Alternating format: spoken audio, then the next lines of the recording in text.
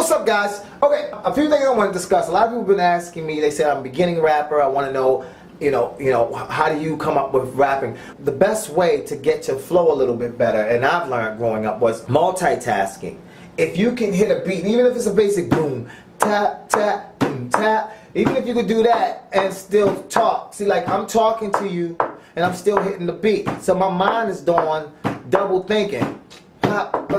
Then you can pick it up. So now I can still talk to you and hit that beat. And then once you get yourself talking and still be able to hit the beat at the same rhythm, try to actually rap with it. So if I would say, yeah, I'm standing here with the camera in front of me.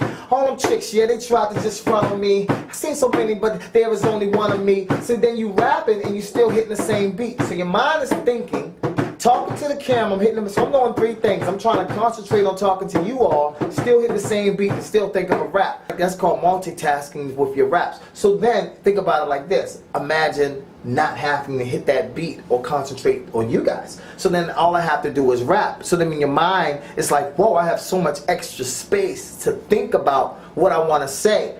And one of the best things you can do is think about your second line. Don't think about what your first line is when you're rapping. You want to think about your second line. So if I know my second line is going to be fitted caps, my first line is going to be like, yeah, they start coming with the city rap. I got this fly ass purple and white fitted cap. See, I thought about my second line. So that means I put my first line there and then my punchline came after it. So they're like, wow, he made fitted cap and city raps rap together. It's a lot easier that way. And I think that's where a lot of people, especially when freestyling, makes a mistake. And I think every rapper should practice freestyling because it makes you a better writer. When we were young, rapping back in Baltimore, in ciphers, real ciphers, on the streets, we would, people like Common would sometimes come up. I remember one time we went to a club and he was performing and we jumped in a cipher with him and the infamous Mad Skills, and I actually got a chance to jump in ciphers with some of those guys. They probably don't remember, but I do, because it was big for me. They were my idols. One of the things we did was the point game, and if you point at certain things, so let's say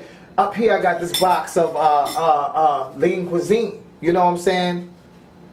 If you got this box of lean cuisine, you rap about certain things. So we would have another person, physically point at things, and you had to rap about it. So be like, yeah, I'm standing here with my lean cuisine from Stouffer's. Never been in limos because I never had chauffeurs. This got this bowl, got too much soul. Don't care because these glasses is on my. And then you just start rapping about certain things that's in the room. So once they point, your mind has to think, really fast to get to these certain items. And then it makes you a better freestyler. So then when you're sitting down to write, it comes so much faster because your punchlines start coming a little bit quicker. And everybody doesn't use punchlines or metaphors or things like that. But that's cool.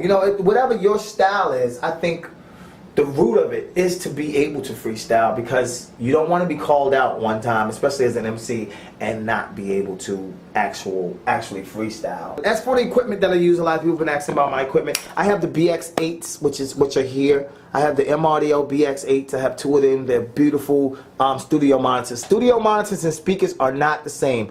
Please do not go and get a pair of speakers and try to mix your music. I use the M-Box, which is here, because you need an M-Box and actually to work your Pro Tools, which is there. I also have, for microphone, I have this here, which is my baby right here. It's a Sterling audio microphone, guys, and this shit rocks, man. That thing packs a good punch. For if you're shooting a video, I think one of the most important things about shooting your video, guys, is you have to have good lighting. I have two soft boxes, 1, 2, where I keep the lighting in the room really lit. That's my green screen over there for work or whatever. But that's basically what I'm working with when I'm shooting a video. Of course, I have a Mac Core 2 Duo, which means it has 2 processors and it's running at 3.06. That's the speed. The memory is 8 gigs. And that's pretty much it for my Mac. I run straight off my laptop to do a lot of my editing. For my videos, let me swap out. I'm using, shoot over here, I'm sorry guys. For my video, I am using Final Cut Pro. Time for another challenge. Yo, I found myself lately, first of all, if you missed my last video, so that's what I'm shooting most of my material in. If I'm out on the roads and stuff, guys, I do use the Sennheisers. You can get these are wireless microphones. They are the dopest that you can get. They take AA batteries.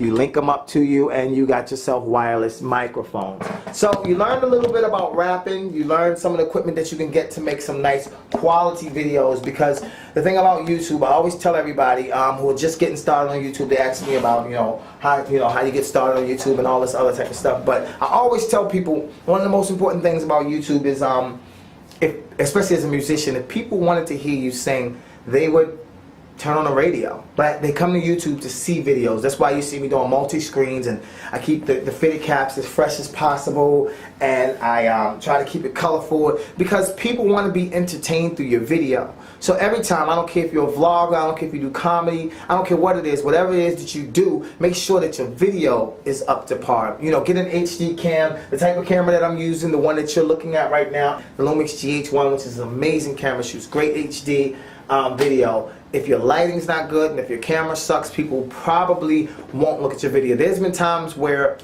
people will send me to their channel, and no offense, I can't look at it. But if the video quality is good, I at least give it a chance. Now imagine if your video quality is good and you're good at what you do, making people laugh, vlogging, doing the news, doing comedy, doing music, playing your instrument, whatever it is that you do. Imagine if you had them both together, then people are going to subscribe. Sometimes if you want to be serious about YouTube, you're just going to have to invest in some better equipment. And I know it may cost you, even if you have to rent it for a while and things, but sometimes you just have to invest. A lot of young folks, they're like, I don't even have this type of money, but I know for a fact that some kids are getting shoes that cost like $100 and things, And imagine you get 4 pairs of shoes, you got yourself, my lighting was only 100 and some change. You got your lighting right there, just sacrifice them shoes on your feet. You never see my feet. You only see me from here up. I mean, I can get shoes, but I'm just saying, like, make your sacrifices, work on your raps, work on your content, y'all. I'm going to stop talking. Let me swap outfitters. I know y'all tired of looking at my ass. If you have any questions, then feel free to ask questions, and I may come around and answer it if I find it interesting. I'll see you guys soon. Peace.